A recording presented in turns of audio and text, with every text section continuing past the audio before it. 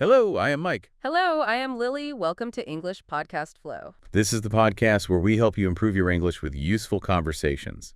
Today's episode is all about everyday English conversation for daily life. I think we can all agree that sometimes speaking English in everyday situations can be a little nerve-wracking, like at the store, at a restaurant, or even just chatting with friends. Absolutely, Mike, but don't worry, we're here to help. We want to equip you with practical phrases and expressions that you can use confidently in your daily life. It's all about making those everyday interactions smoother and more enjoyable. So let's dive right in, shall we? It appears that our first stop is greetings and social conversations. This is where it all begins, right? Making a good first impression starts with a simple hello.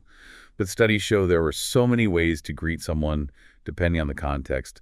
How do we navigate that? You're absolutely right. It's important to be mindful of whether you're in a formal or informal setting, for instance. Imagine you're meeting your new boss for the first time. You wouldn't want to just blurt out a casual, "Hey, what's up?" would you? Definitely not. I can already imagine the awkward silence. So what would be a more appropriate greeting in that situation? In a professional setting, like meeting your boss or a new colleague, it's best to stick with a more formal greeting, something like, "Good morning, Mr.'s last name," or "Good afternoon," followed by their title and last name would be much better. It shows respect and professionalism. Okay, got it. Formal greetings for formal situations. But let's say I bump into my neighbor while walking the dog. It's a casual, everyday encounter. What would be a good way to greet them? In informal situations, you can definitely be more relaxed and friendly. A simple, "Hi, neighbor's name," or "Hey, how are you doing?" works perfectly. You can even throw in a "good morning" or "good evening," depending on the time of day. It's all about keeping it natural and friendly. So we've covered greetings. What about introductions? How do we introduce ourselves effectively and make a positive first impression? Introducing yourself is all about being clear and confident. Start by stating your name clearly. Something like, "Hi, my name is Lily," or "I'm Mike." Then you can add a little bit of information about yourself. Maybe mention where you're from, like "I'm originally from Canada," or what you do for a living, like "I'm a teacher." These little details can help spark a conversation. Right, because people can relate to those things and maybe find some common ground. It's like giving them a starting point to get to know you better. But what about introducing other people? Say, I'm with a friend and we run into someone I know. How do I smoothly introduce them to each other? That's a great question. When introducing a friend to someone new, it's all about clarity. You want to use both their names clearly so there's no confusion. You could say something like, "Sarah, this is my friend David." David, thing is Sarah. Then if you can add a little tidbit about each person to help get the conversation flowing, you could say, "David also enjoys hiking," or "Sarah works in the same field as you." It gives them something to connect over. That makes sense. A little bit of context can go a long way in making introductions less awkward. It's like you're giving them a conversational springboard. Now, let's talk about small talk. It appears that making small talk is an essential part of daily life, especially with people we see regularly like neighbors. How can we initiate and maintain those friendly interactions? Small talk is all about being approachable and showing genuine interest in the other person with neighbors. You can start by simply greeting them with a friendly "good morning" or "hello" when you see them. Then you can ask open-ended questions to encourage them to share a bit about themselves. Something like, "How was your day?" or "Did you do anything fun this weekend?" works well. I like that those are simple yet effective ways to start a conversation, but what about keeping the conversation going? Sometimes I run out of things to say after the initial greeting. The key is to be a good listener and show genuine interest in their responses. If they mention they went to a concert, you could say something like, "That sounds like fun. I love live music too." Or if they talk about their garden, you could ask, "What are you growing this year?" It's all about picking up on cues and finding common ground to keep the conversation flowing. Okay, so far we've covered greetings, introductions, and small talk. Now let's move on to a situation that can be a little more challenging. Returning an item to a store. Sometimes it can feel a bit awkward or even nerve-wracking, especially if there's a problem with the item. You're right, returning an item can definitely be a bit tricky, but it's all about being prepared and communicating clearly and politely. First things first, always make sure you have your receipt handy. It makes the process much smoother. Right, the receipt is key. But what's the best way to approach the customer service counter? I always feel a little hesitant. Just take a deep breath and remember to be polite and direct. Approach the counter and say something like, "Hi, I'd like to return this item. I bought it yesterday and it doesn't fit." Or, "There seems to be a defect with this product." Explain the reason for your return calmly and clearly. Okay, that sounds simple enough. Hmm. But what if there's a problem with the item and I'm not sure if the store will accept the return? It's always a bit nerve-wracking not knowing what their policy is. It's always a good idea to familiarize yourself with the store's return policy beforehand. You can usually find it on their website or at the customer service counter. That way you'll know what to expect and what your options are. And remember, if you have the original packaging and tags, it usually makes the return process easier. That's a good tip. Being prepared and knowing the store's policy definitely takes some of the stress out of the situation. Now, let's talk about another everyday scenario that can be a little tricky, ordering food, especially takeout, with all the different options and customizations these days. It's easy to get tongue-tied. You're absolutely right. Clear communication is key when ordering takeout, whether you're doing it over the phone or in person. First, make sure you have the menu handy and you know exactly what you want to order. Then, when you call or approach the counter, be prepared to state your order clearly and concisely. Okay, so I have my menu and I know what I want. What's the best way to start the conversation? If you're calling in, start by saying something like, "Hi, I'd like to place a takeout order." Then clearly state the items you want, including the name of the dish, any desired customizations, and the quantity. For example, you could say, "I'd like to order one chicken curry with rice and no onions, please." That's a good example, but what about if I have allergies or dietary restrictions? How do I make sure those are clearly communicated? That's really important. Always make sure to mention any allergies or dietary restrictions up front. You can say something like, "I'm allergic to peanuts. Can you please make sure my dish is peanut free?" Or, "I'm vegan. Do you have any vegan options?" Most restaurants are very accommodating when it comes to allergies and special requests, but it's always best to be clear and double check. Right, it's better to be safe than sorry. And one last thing about ordering takeout. What if I want to make a specific request, like extra sauce or dressing on the side? How do I phrase that politely? Don't be shy about making those requests. Most restaurants are happy to accommodate them. You can simply say something like, "Could I please have extra sauce on the side?" or "Can I get the dressing separately?" It's all about being polite and clear. And remember, it's always a good idea to double check your order before you hang up the phone or leave the counter, just to make sure everything is correct. Absolutely. Double checking is essential, especially when it comes to takeout orders. Right. Moving on to another common situation, asking for directions. I think we've all been there, lost and unsure of where to go. It can be intimidating to approach strangers for help. It's perfectly normal to feel a little hesitant about asking for directions, but most people are happy to help. The key is to be polite and specific. Look for someone who seems like they know the area, maybe someone who works in a shop or a local resident. Then approach them with a friendly greeting and say something like, "Excuse me, could you please tell me how to get to destination?" Be clear about where you're trying to go and, if possible, use landmarks or street names to help them understand your location. Right. Being specific is key. But what if I'm really lost and I don't know any landmarks or street names? Is there a way to ask for directions without sounding completely clueless? It's always helpful to have a map or your phone handy so you can show them your location and where you're trying to get to.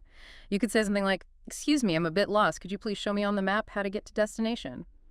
Most people are happy to help you get your bearings, and don't forget to thank them for their assistance. A simple, "Thank you so much, you've been very helpful," goes a long way.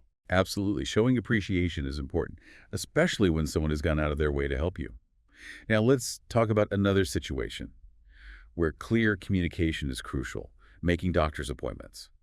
It's important to be able to effectively describe our symptoms so we can get the right care. You're right. When you call to schedule a doctor's appointment, be prepared to briefly explain the reason for your visit. You can start by saying something like, "Hi, I'd like to schedule an appointment because I've been experiencing symptom." Then when describing your symptoms, be as specific as possible. Mention the duration, frequency, and severity. For example, you could say, "I've had a headache for the past 3 days. It's constant and quite severe." Right, so giving as much detail as possible helps the receptionist understand the situation and book you with the appropriate doctor. But what if I'm not sure how to describe my symptoms accurately? Sometimes it's hard to put those feelings into words. If you're struggling to find the right words, don't worry. You can always say something like, "I'm not sure how to describe it, but explain your symptoms as best as you can." The receptionist is there to help you, and they can ask clarifying questions to ensure they understand your situation. And if you have any relevant medical history or are taking any medications, it's helpful to mention that as well. Great advice. It's all about being open and honest about how you're feeling now. Let's move on to a workplace scenario. Asking a coworker for help. Sometimes it can feel a bit awkward to ask for assistance, especially if you're new to the job. When you need help from a coworker, the key is to be respectful of their time and workload. Start by acknowledging their expertise and saying something like, "Hi, coworker's name. I know you're busy, but I was wondering if you could help me with task." Explain the task clearly and why you need assistance. For example, you could say, "I'm having trouble with this software, and I thought you might be able to show me how to use it." Okay, so being direct and explaining the situation clearly is important, but I also want to make sure I'm not coming across as demanding or taking up too much of their time. It's all about finding that balance. You can always preface your request with something like, "if you have a few minutes to spare," or "when you have a free moment," and remember to be appreciative of their help. A simple, "thank you so much, I really appreciate your help," goes a long way. You can even offer to reciprocate in the future. Right. Showing gratitude and offering to return the favor is a great way to build positive relationships with your coworkers. Now let's talk about another social situation that requires clear communication, inviting a friend to hang out. I think we've all experienced the awkwardness of a miscommunication or a last-minute cancellation. Absolutely. Clear communication is essential when making plans with friends. When you invite someone to hang out, be specific about the activity, time, and location instead of a vague, "let's hang out sometime." Say something like, "would you like to grab coffee on Saturday afternoon?" Or, "I'm going to see a movie tonight. Want to come along?" Giving them specific details makes it easier for them to say yes. Or suggest an alternative if they're busy. I like that being specific takes the guesswork out of it and makes it easier for both parties to plan accordingly. But what if my friend is busy? I don't want them to feel pressured to say yes. It's all about being understanding and flexible. If they can't make it, don't take it personally. You can say something like, "no worries, maybe another time." Or, "let me know when you're free." And remember, if you're the one who has to cancel, be sure to give them as much notice as possible and apologize for any inconvenience. That's great advice. Clear communication and flexibility are key to maintaining strong friendships. Ah. Okay, our last topic for this segment is ending a conversation politely. Sometimes it can be awkward to know when and how to wrap things up. You're right. Ending a conversation gracefully is just as important as starting one when you're ready to leave. Signal your intention politely. You can say something like, "it was great talking to you," or "I should get going now," if you need a reason to leave. You can say something like, "I have another appointment," or "I need to get some work done." Those are good examples. But what if I'm talking to someone who's really chatty and they just keep going, how do I politely excuse myself without seeming rude? Sometimes you need to be a little more assertive, but always remain polite. You can say something like, "I wish I could chat longer, but I really need to give a reason." Or you can gently interrupt and say, "it was great catching up with you, but I need to run now." The key is to be firm but friendly. That's great advice. Yeah. It's all about finding that balance between politeness and assertiveness. Well, I think we've covered a lot of ground today, from greetings and introductions to small talk and ending conversations politely. Absolutely. These are just a few examples of everyday English conversations, but they're a great starting point for building your confidence and fluency. And remember, practice makes perfect. The more you use these phrases and expressions in real-life situations, the more comfortable and natural they'll become. Exactly. Don't be afraid to put yourself out there and start conversing. Every interaction is an opportunity to learn and improve. Well said. Welcome back to English Podcast Flow. Before the break, we were talking about some common everyday situations that can sometimes feel a bit tricky when you're trying to navigate them in English. That's right. And we promised we'd come back and dive into some more specific scenarios. Exactly. So let's start with shopping and services. These are interactions we encounter almost daily, and being able to communicate effectively can make a big difference in our overall experience. Absolutely. For example, imagine you're in a supermarket and you just can't find that one specific ingredient you need for tonight's dinner. It can be a bit overwhelming, especially if the store is large and unfamiliar. It happens to the best of us, but don't panic instead of wandering aimlessly. The best thing to do is to ask for help. Studies show most store employees are more than happy to assist customers. Just approach a staff member politely and say, "excuse me, could you please tell me where I can find the item?" For instance, if you're looking for olive oil, you could say, "excuse me, could you please tell me where I can find the olive oil?" That sounds simple enough. But what about if I'm in a clothing store and I need a different size or I want to try something on? How do I ask for assistance in that situation? It's very similar. You can approach a sales associate and say, "excuse me, do you have this in a size, or could I please try this on?" Most clothing stores have fitting rooms where you can try on clothes before you buy them, and if you need help finding a particular item, you can always ask the sales associate for assistance. Okay, so asking for help is key, But what about if I need to return an item that can sometimes feel a bit awkward, especially if I've changed my mind or the item doesn't fit quite right?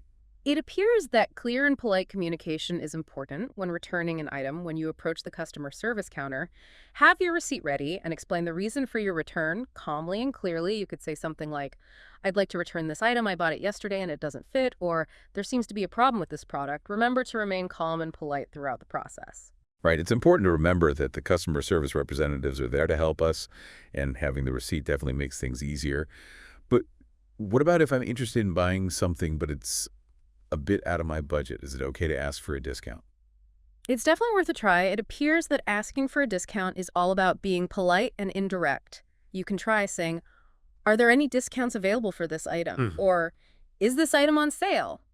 If the answer is no, accept it. Gracefully. Sometimes stores have special promotions or loyalty programs that you can inquire about. You could say, do you have any upcoming sales or promotions? Or do you offer a discount for students or seniors? That's a good point. It never hurts to ask. And speaking of services, booking appointments can sometimes be a challenge, especially for things like haircuts or doctor's visits. How can we make sure we're understood and get the appointment we need? When calling to book an appointment, clarity is key. For example, if you're calling a hair salon, you could say, I'd like to book a haircut appointment. I'm looking for a women's trim.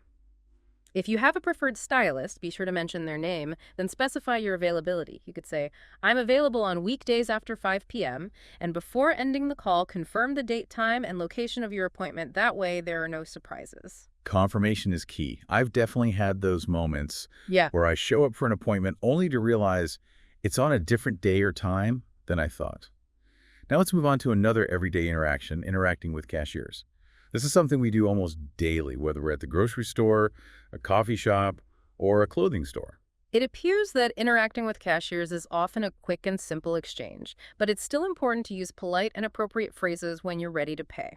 You can simply say, I'm ready to check out. If you're paying with a credit card, you can say, I'll pay with credit card, or I'll use my card. And if you need a bag, you can ask, could I please have a bag? Remember to thank the cashier and take your receipt. All right, those are the basics, but what if there's a problem with my payment, or if I need to ask a question about my purchase? Don't hesitate to speak up if you have a question, or if there's an issue. You can say something like, excuse me, I think there's a mistake with my bill, or could you please explain this charge? Cashiers are there to help, and they're usually very understanding. Okay, so we've covered shopping and services now. Let's move on to the delicious world of food and dining. I think we can all agree that food is a universal language. But sometimes ordering food, especially at cafes or restaurants, can be a bit intimidating. You're right. Menus can be long and full of unfamiliar terms, and sometimes it feels like everyone around us is speaking a different language. But with a few simple phrases, you can order your food with confidence. So let's start with a classic scenario, ordering coffee at a cafe. The endless options and customizations can be overwhelming. You're absolutely right. It appears that ordering coffee is all about knowing what you like and being able to communicate it clearly when you approach the counter. Start by greeting the barista with a friendly hello or good morning. Then state your order clearly. For example, you could say, I'd like a latte, please. Yeah. Okay. If you want any customizations like sugar or milk, be sure to mention them. You could say, could I have it with a little sugar, please? Or can I get that with almond milk? Okay, that makes sense. But what about if I'm not sure what I want or if I want to try something new? It can be intimidating to ask a lot of questions, especially if there's a line behind me. Don't be afraid to ask for recommendations or clarifications. You can say something like, what's your most popular coffee? Or, could you please explain the difference between a latte and a cappuccino? Most baristas are passionate about coffee and are happy to share their knowledge. And remember, it's perfectly fine to take your time and make sure you're ordering something you'll enjoy. That's a good point. Sometimes we feel rushed, but taking a moment to think and ask questions can make a big difference in our overall experience. Now let's move on to another common scenario, ordering takeout over the phone. This can be tricky because you don't have the visual cues of a menu or the ability to point at what you want. You're right. When ordering takeout over the phone, it's essential to be prepared and to speak clearly and slowly. Start by stating the name of the restaurant to ensure you're talking to the right place. Then clearly state your order, including the name of the dish, any desired customizations, and the quantity, for example. You could say, I'd like to order 1 chicken curry with rice and no onions, please. Confirm your address and phone number and ask for an estimated delivery time. Okay, that seems straightforward enough, but What about if I have food allergies or dietary restrictions? How do I make sure those are communicated effectively over the phone? It appears that dealing with food allergies in restaurants requires extra attention when ordering takeout. Be sure to mention any allergies or dietary restrictions up front. You can say, I have a peanut allergy. Could you please make sure my meal is peanut free? Or, I'm allergic to shellfish. Can you recommend some dishes that don't contain shellfish? Most restaurants are very accommodating when it comes to allergies, but it's always best to double check. You can even ask to speak to the chef or manager if you have any specific concerns. Right. It's all about being proactive and advocating for your needs. Now, let's switch gears and talk about dining in a restaurant. I've always found it a bit intimidating to navigate all the unspoken rules of restaurant etiquette. Dining in a restaurant can definitely be a bit more formal than ordering takeout, but with a little bit of practice, you can feel confident and comfortable. So let's start with the basics. What's the best way to get the attention of a server if I need something? It appears that making eye contact with your server and raising your hand slightly is usually the best way to get their attention. You can also say, excuse me, when they approach your table. Okay, that makes sense. But what about if I need to ask for something specific, like a different utensil or glass of water? Be polite and direct. You can say something like, excuse me, could I please have a fork? Or could I please have a glass of water? Servers are there to help, and they're happy to fulfill your requests. And what about if I need to use the restroom? Is there a polite way to excuse myself from the table?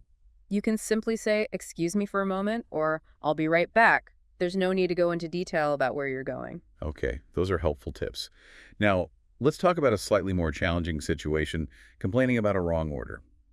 It can be uncomfortable to point out a mistake, but sometimes it's necessary. It appears that complaining about a wrong order can be uncomfortable, but sometimes it's necessary. If your order is wrong, don't hesitate to bring it to the attention of your server. Remain calm and polite and explain the mistake. For example, you could say, excuse me, I think there's been a mistake with my order. I ordered the steak, but I received the chicken.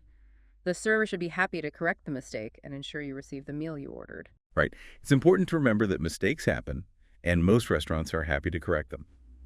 Now, let's talk about a situation that can be a bit tricky, making a reservation at a popular restaurant.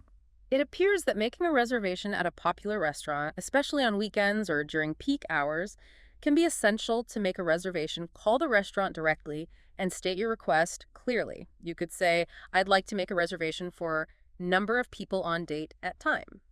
If you have any preferences, such as a table by the window or a quiet corner, be sure to mention them if the restaurant is fully booked.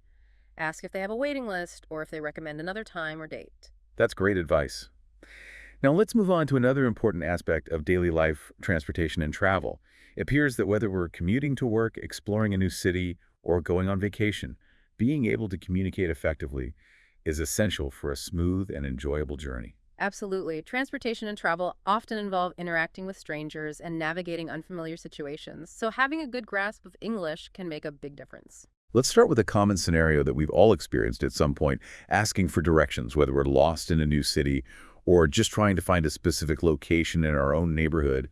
Knowing how to ask for directions politely and effectively is essential. Absolutely. When you're in an unfamiliar place and need directions, the key is to be polite and specific. Approach someone who looks like they know the area, maybe a local resident or someone working in a shop, and say, excuse me, could you please tell me how to get to destination? If you can use landmarks or street names to help them understand your location. Right. Being specific is key, but what if I'm really lost and don't know any landmarks or street names in the area? Is there a way to ask for directions without sounding completely clueless? It's always helpful to have a map or your phone handy so you can show them your location and where you're trying to get to. You could say something like, excuse me, I'm a bit lost. Could you please show me on the map how to get to destination? Most people are happy to help you get your bearings, and don't forget to thank them for their assistance. A simple, thank you so much, you've been very helpful, goes a long way. Absolutely. Showing appreciation is important, especially when someone has gone out of their way to help you. Now, let's talk about another common mode of transportation: taxis and ride-sharing services. It appears that these services have become increasingly popular in recent years, and knowing how to communicate effectively with drivers is essential for a smooth and safe ride. You're right. When you get into a taxi or ride-sharing car, greet the driver politely and state your destination clearly. You could say, please take me to address, or I'm going to landmark If you have any specific route preferences or need to make a stop along the way, be sure to let the driver know. Okay, that sounds simple enough. But what about if there's a problem during the ride like traffic or a road closure?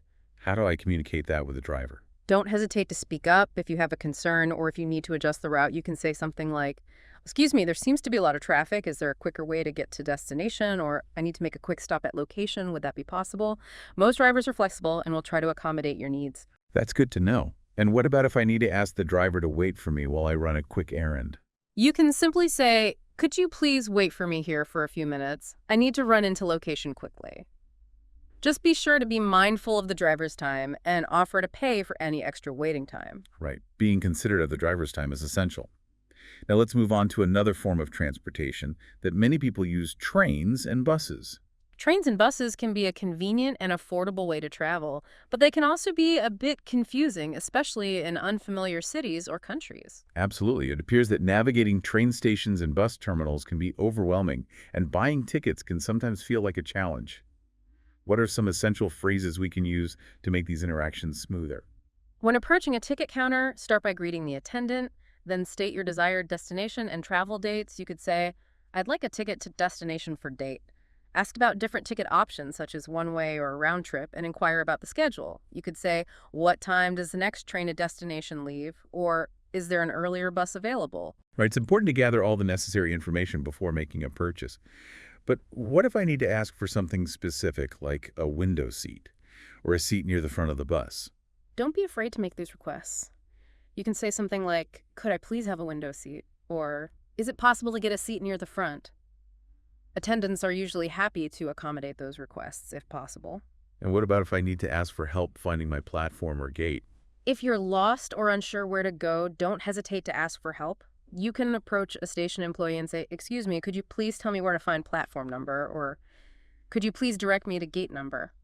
Most employees are very familiar with the station or terminal layout and are happy to assist you. Okay, so we've covered taxis, ride-sharing services, trains, and buses now. Let's talk about air travel. Airports can be overwhelming places, especially for those who don't travel frequently. It appears that knowing how to navigate airports smoothly can make a big difference in our overall travel experience. You're absolutely right. Airports are busy and often confusing places, but with a little bit of preparation and a few key phrases, you can navigate them with confidence. So let's start with the first step in any air travel journey: checking in. When you arrive at the airport, head to the check-in counter for your airline, have your passport and booking confirmation ready. The agent will ask for your identification, weigh your luggage, and print your boarding pass. You might be asked questions like, "Do you have any bags to check?" Or, "Would you like a window or aisle seat?" Okay, that seems straightforward enough, but what about if there's a problem with my booking or if I need to ask a question about my flight? Don't hesitate to speak up if you have a question or a concern. You can say something like, "Excuse me, there seems to be a mistake with my booking," or, "Could you please tell me the gate number for my flight?"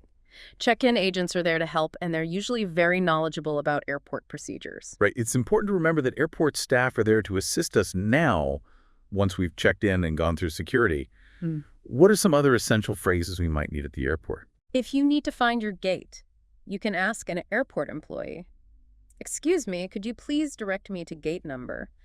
If you need to use the restroom, you can ask, "Excuse me, where are the restrooms?"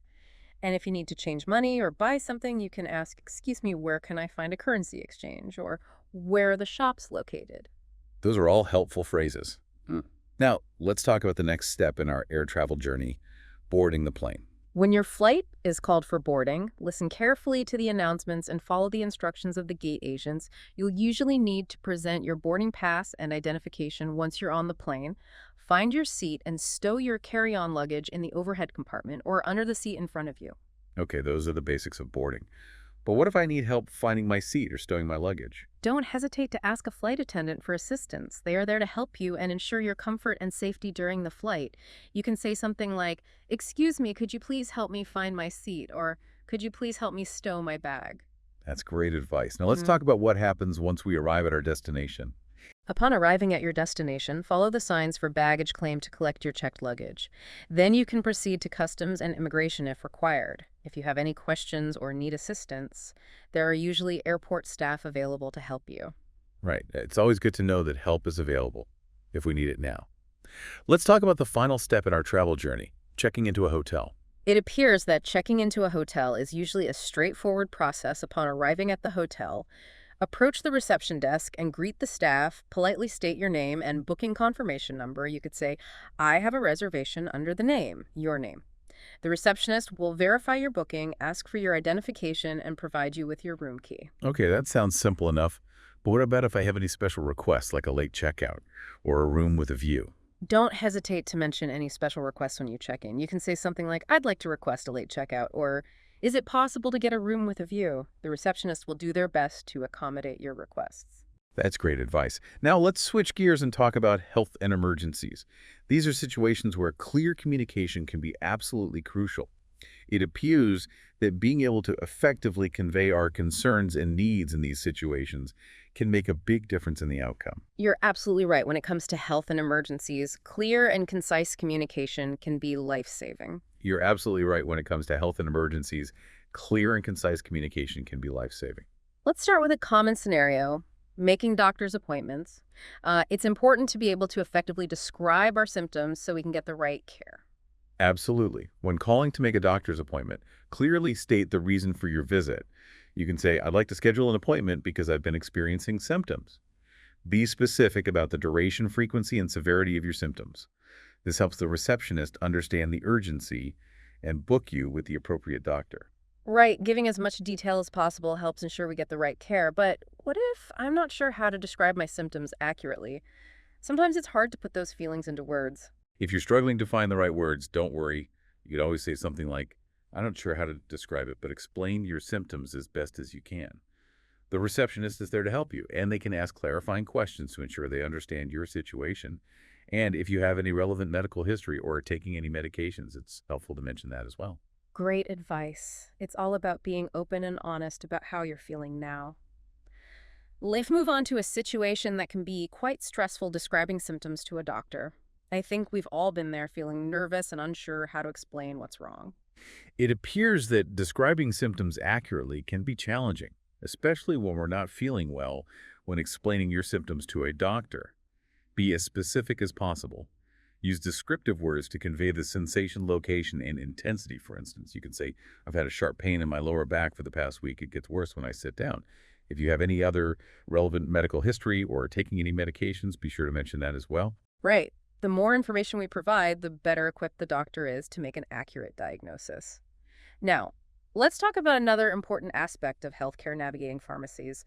Pharmacies can be a bit overwhelming, especially with all the different medications and over-the-counter remedies available. You're absolutely right. It appears that navigating pharmacies can be tricky, especially when we need specific medications. When you go to a pharmacy, have a list of the medications you need or prescription from your doctor if you're looking for over-the-counter remedies. Describe your symptoms clearly to the pharmacist. They can recommend appropriate medications and advise you on dosage and potential side effects. Okay, so being prepared and knowing what we need or being able to describe our symptoms clearly is essential. But what about if I have a question about a medication or if I need to ask for a refill? Don't hesitate to ask the pharmacist any questions you may have. They are highly trained professionals and are there to provide guidance and support. You can say something like, could you please tell me more about this medication? Or I need a refill of this prescription. Right, the pharmacist is a valuable resource when it comes to our health and medications. Now let's talk about a situation that requires immediate action and clear communication emergencies. It appears that knowing how to call for help effectively can be life-saving. Absolutely. In case of an emergency, dial the emergency services number in your country, such as 911 in the United States or 999 in the United Kingdom. When the operator answers, state your location clearly and describe the nature of the emergency, for instance. You can say, I need an ambulance at address. There's been a car accident. Stay calm and answer the operator's questions to the best of your ability. Right. Staying calm and providing accurate information is crucial in an emergency situation. Now let's move on to another important aspect of healthcare, dental appointments. Dental appointments can be a bit nerve-wracking for some people, but clear communication with your dentist can help alleviate any anxieties and ensure you receive the best possible care.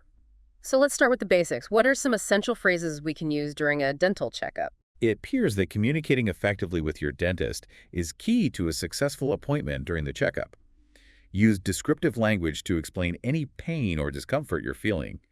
You could say, I've been experiencing sensitivity in this tooth, or I have a sharp pain when I bite down. The dentist will examine your teeth and gums and discuss the best course of treatment. Okay, so being specific about our symptoms is important, but what about if I have any anxieties or fears about dental procedures? Is it okay to express those to the dentist? Absolutely. It's important to be open and honest with your dentist about any anxieties or fears you may have. You could say something like, I'm a bit nervous about getting a filling, or I've had a bad experience with dental work in the past. Dentists are trained to handle these concerns and will do their best to make you feel comfortable and at ease. That's good to know. Now let's move on to another important area of our lives where clear communication is essential: work and study environments. It appears that whether we're interacting with colleagues, supervisors, or professors, being able to communicate effectively can make a big difference in our professional and academic success. You're absolutely right. Work and study environments often require us to communicate complex ideas, collaborate with others, and navigate sometimes challenging interpersonal dynamics. Let's start with a common scenario for anyone starting a new job, introducing ourselves to our colleagues. It appears that making a good first impression is crucial when starting a new job on your first day at a new job. Take the initiative to introduce yourself to your colleagues. You can say, "Hello, my name is your name. I'm the new year position." Be friendly and approachable and express your enthusiasm for joining the team. You could say, "I'm excited to be working here and learning from all of you." That's a great way to break the ice and make a positive first impression. But what about if I need to ask a coworker for help, especially if I'm new to the job and still learning the ropes? It can be intimidating to ask for assistance, especially if I don't want to appear incompetent. When you need assistance from a coworker, approach them politely and acknowledge their expertise. You could say, "Excuse me, I'm new here and I was wondering if you could help me with task." Explain the task clearly and be appreciative of their time and effort. Remember to say thank you and offer to return the favor in the future. Right. Expressing gratitude and offering to reciprocate is a great way to build positive relationships with our colleagues. Now, let's talk about another important workplace interaction: communicating with our boss. It appears that communicating effectively with your boss is essential for a positive work relationship when interacting with your boss. Be respectful and professional. Keep your communication concise and to the point. If you need to discuss a work-related matter, schedule a meeting or send a brief email. You could say, "Would you have some time to discuss topic this week?" Or, "I sent you an email regarding project. Please let me know if you have any questions." Okay, so being respectful, professional, and clear in our communication is key. But what about if I need to ask for something from my boss, like time off or a raise? When making requests of your boss, it's important to be prepared and to present your case in a professional and persuasive manner. If you're asking for time off, be specific about the dates you need and the reason for your request. If you're asking for a raise, be prepared to highlight your accomplishments and demonstrate your value to the company. Right, being prepared and professional is essential when making those kinds of requests. Now let's talk about a form of communication that has become ubiquitous in the workplace: email. It appears that email has become the primary mode of communication in many workplaces. So it's essential to know how to write professional and effective emails. When writing a professional email, start with a polite salutation like, "Dear recipient name." Clearly state the purpose of your email in the subject line and keep the body concise and to the point. Use professional language and avoid slang or abbreviations. Proofread your email carefully before sending it to ensure it's error-free. Okay, so clarity, conciseness, and professionalism are key when it comes to email communication. But what about if I need to send a more casual email to a colleague, for example, to arrange a lunch meeting or to ask a quick question? While it's still important to be professional, you can be a bit more relaxed in your tone when emailing colleagues. You can use a more informal salutation like, "Hi, colleague's name," and you can use a more conversational tone in the body of the email. However, it's still important to be clear and concise in your message. Right. It's all about finding the right balance between professionalism and approachability. Now let's move on to a situation that can be stressful for both students and working professionals dealing with deadlines. Deadlines are a fact of life in both academic and professional settings. It's important to be able to manage our time effectively and meet our deadlines. However, there may be times when we need to request more time on an assignment or project. Absolutely. It appears that requesting an extension can be nerve-wracking, especially if we're worried about disappointing our professor or boss. What's the best way to approach this situation? If you need more time on an assignment, it's important to communicate with your supervisor or professor as soon as possible. Explain the reason for your request and propose a new deadline. You could say, "I'm requesting an extension on the assignment name due to reason. Would it be possible to have an extension until new deadline?" Be prepared to provide supporting documentation if necessary, and remember to be respectful of the time and decision. Right. Being proactive, providing a clear explanation, and being respectful are all essential when requesting an extension. Now, let's switch gears and talk about a more enjoyable topic, fun and social activities. It appears that making plans with friends, talking about our hobbies, and sharing our experiences are all important parts of building relationships and enjoying life. You're absolutely right. Social interactions are essential for our well-being and happiness, and being able to communicate effectively in these situations can enhance our enjoyment and strengthen our connections with others. So let's start with a common scenario inviting a friend to hang out. It appears that making plans with friends requires clear communication to avoid any confusion or miscommunication. Absolutely. When inviting a friend to hang out, be specific about the activity time and location instead of a vague, let's hang out sometime.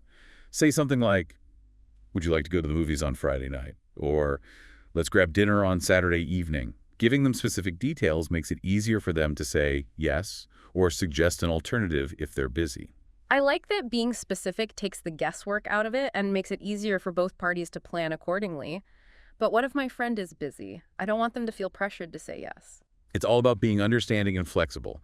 If they can't make it, don't take it personally. You can say something like, no worries, maybe another time, or let me know when you're free. And remember, if you're the one who has to cancel, be sure to give them as much notice as possible and apologize for any inconvenience. That's great advice. Clear communication and flexibility are key to maintaining strong friendships. Now let's talk about a topic that's always a good conversation starter, TV shows and movies. It appears that talking about TV shows and movies is a common topic of conversation among friends when discussing entertainment. Share your thoughts and opinions openly. You could say, I watched a great movie last night called Movie Title. You should check it out. Or, what did you think of the latest episode of TV show name? Ask questions to engage your friend in the conversation and share your favorite moments or characters. Right, asking questions and sharing our thoughts and opinions can lead to some fun and engaging conversations, and it's always exciting to discover new shows or movies that we might enjoy. Now, let's move on to another topic that often comes up in social conversations, weekend plans. Weekend plans are a popular topic of conversation, especially on Fridays, when everyone's looking forward to some downtime when talking about your weekend plans. Share your activities enthusiastically. You could say, I'm going hiking with friends this weekend, or I'm planning to relax at home and read a book. Ask your friend about their plans and show interest in their activities. Right, it's all about sharing our experiences and connecting with others. Now, let's talk about a skill that's essential for any meaningful conversation, asking for and giving opinions. It appears that asking for and giving opinions is an important part of any conversation. When you want to know someone's opinion on a particular topic, ask open-ended questions like, what do you think about topic? Or, what's your take on this? When giving your own opinion, be respectful of others' views, even if you disagree. You could say, I think your opinion, but I understand your perspective. Okay, so active listening, respect for others' viewpoints, and clear communication are key when it comes to sharing opinions. Now let's talk about a skill that's just as important as starting a conversation, ending one politely. It appears that knowing how to end a conversation gracefully can sometimes be awkward, especially if we're enjoying the conversation or if we don't want to offend the other person. You're right. Ending a conversation gracefully is just as important as starting one when you're ready to end a conversation. Signal your intention. Politely, you could say, it was great talking to you, or I should get going now. Offer a reason for leaving, such as, I have another appointment, or I need to get some work done. Thank the person for their time and say goodbye. Those are all great examples of how to end a conversation politely. It appears that it's all about being mindful of the other person's time and being clear about our own intentions. Absolutely. And sometimes a simple see you later or talk to you soon is all you need now as we wrap up our episode on everyday English conversation for daily life. What are some key takeaways that our listeners can keep in mind as they navigate these everyday interactions? It appears that one of the most important things to remember is that practice makes perfect. The more you use English in your daily life, the more confident and fluent you'll become. Don't be afraid to make mistakes. Mistakes are part of the learning process. Embrace every opportunity to practice, and you'll see improvement over time. I love that it's all about embracing the journey and not being afraid to put ourselves out there. And remember, communication is more than just words. It's about connecting with others, building relationships, and expressing ourselves effectively. Exactly. And as you continue to learn and grow, remember that English Podcast Flow is here to support you every step of the way. We're a community of learners, and we're all in this together. Well said. And with that, we've come to the end of our episode on everyday English conversation for daily life. We hope you found these conversations helpful and that you feel more confident and prepared to use English in your everyday interactions. Remember, communication is a power tool, and with a little bit of practice, you can unlock its full potential. Thanks for listening, and we'll see you in our next episode. Goodbye, everyone.